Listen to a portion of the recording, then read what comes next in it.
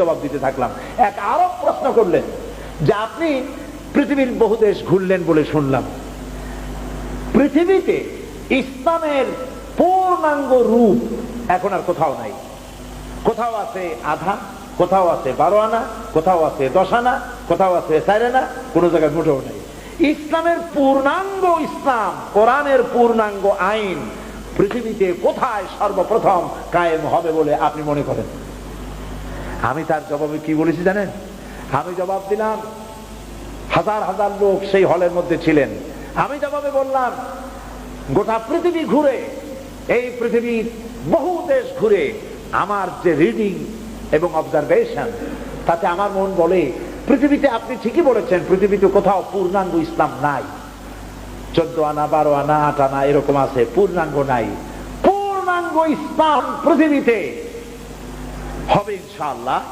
তবে যেখান থেকে শুরু হবে বলে আমার বিশ্বাস, সেটা আমার প্রিয় জন্মভূমি 56,000 বর্গ মাইলের দেশ, আমার প্রিয় জন্মভূমি বাংলাদেশে সর্বপ্রথম কোরআনের রাজ কায়েম হবে ইনশাআল্লাহ।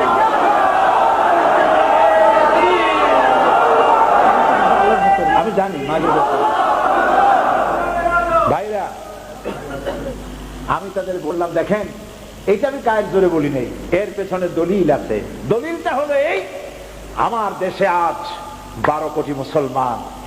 এই 12 কোটি মুসলমান ঘুমোতে যায় এশার আজান শুনে।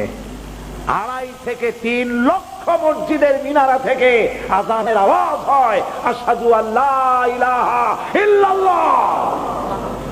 কে থামাবি?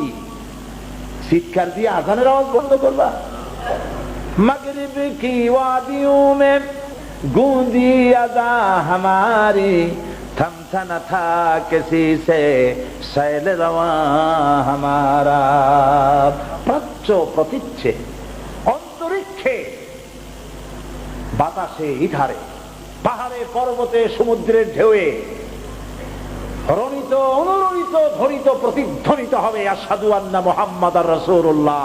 আবু জাহেলের গোষ্ঠীরা চিল্লায়া আযানের আওয়াজ বন্ধ করে দিতে পারবে না। আল্লাহু আকবার। এই 2.5 থেকে 3 লক্ষ মসজিদের মিনারা থেকে এশার আজান শুনে 12 কোটি মানুষ রাতের বেলায় ঘুমোতে যায়। আর বাংলার 12 কোটি মানুষ এই 2.5 থেকে 3 লক্ষ মসজিদের মিনারের আজানের আওয়াজ শুনে তাদের ফজরে ঘুম ভেঙে যায়। আমার মুসলমান বাংলাদেশে লক্ষ লক্ষ মাদ্রাসা মসজিদ বুকে ধারণ করে ধন্য বাংলার মাটি। ধর্ম নিরপেক্ষ মতবাদের জায়গা বাংলাদেশে হবে না, বাংলাদেশে হবে কোরআনের রাজ কায়েম হবে ইনশাআল্লাহ।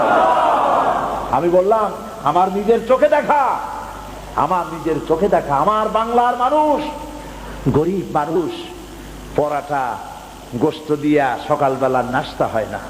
সকালবেলায় পান্তা ভাত, পেঁয়াজ, কাঁচামরিচ, কোন রকম পানি ভাত। মনে আছে না পান্তা ভাতের কথা আপনাদের? না আবার আপনারা কবেন জুনি আমাদের পান্তা ভাত খাওয়াই গেছে। কত যে জ্বালা। সকালবেলায় আমার চাষি পান্তা ভাত খাইয়া, তাও পেট ভরা না, সামান্য পান্তা ভাত খাইয়া কোমরে একটা গামছা বাঁধে, যেহেতু পেটে ক্ষুধা, পেট ভরে নাই। এরপরে গরু নিয়া, হাল নিয়া, লাঙ্গল দিয়ে মাঠে চাষ করতে যায়। আমার চোখে দেখা, বাংলার আনাচে কানাচে ঘুরি, আলহামদুলিল্লাহ বাংলাদেশের এমন কোন উল্লেখযোগ্য জায়গা নাই যেখানে আমি যাইনি। আলহামদুলিল্লাহ, আল্লাহ নিচ্ছেন। আমার চোখে দেখা, আমার চাষি চাষ করে করে, হাতে ঘড়ি নাই, আকাশের দিকে তাকায় দেখে জোহরে রক্ত হয়ে গেছে। গরুগুলা দাঁড় করায় রাখিয়া কাদা পানি দিয়ে কোন রকম উজু করিয়া, কোমরের গামছাটা খুলিয়া মাথায় বান্ধিয়া, আইলের উপরে দাঁড়াইয়া ক্ষুধার্ত চাষি আল্লাহর সিজদা দেয়। এই আমার বাংলাদেশ। চাষি, শ্রমিক, কৃষক, মেহনতি মানুষ, বাংলার এই অভুক্ত মানুষগুলি আল্লাহর সিজদা দেয়, নামাজ পড়ে। আমার বাংলাদেশেই ইসলামের জন্য এ পর্যন্ত 111 জন ইসলামী ছাত্র শিবিরের নেতা কর্মী শাহাদাতের নজরানা আল্লাহর দরবারে পেশ করে দিয়েছে। বাংলাদেশে কোরআনের রাজ কায়েম হবে ইনশাআল্লাহ।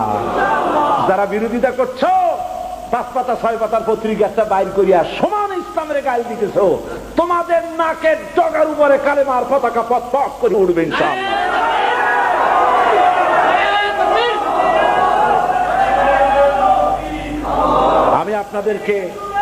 আমি আপনাদেরকে বলবো, বাংলাদেশকে ভালোবাসুন, বাংলাদেশকে ভালোবাসুন, বাংলাদেশকে ভালোবাসুন, এবং এই দেশে যতদিন থাকবেন আল্লাহ আপনাদেরকে রাখুন, ইমানের সাথে রাখুন। বলি আমিন। হিন্দু সংস্কৃতিতে ডুবে যাবেন না, মুসলমান পরিচয় বেঁচে থাকুন, বাংলাদেশকে ভালোবাসুন। জীবন এবং মওতের ফয়সালা আল্লাহর হাতে, কারো কোনো ব্যক্তির হাতে মৃত্যুর ফয়সালা নাই। যদি আমার মৃত্যু থাকে কারো গুলিতে আমি শহীদ হব, সারা পৃথিবী পাহারা দিয়া সেই গুলি থেকে আমাকে বাঁচাতে পারবে না। আর যদি আমার জন্য কোনো গুলি আল্লাহর পক্ষ থেকে বরাদ্দ না থাকে, সারা পৃথিবী বৃষ্টির মতো আমার প্রতি আমাকে লক্ষ্য করে গুলি ছুড়লে আমার একটা পশমও হেলাতে পারবে না। এটা আমার ঈমান।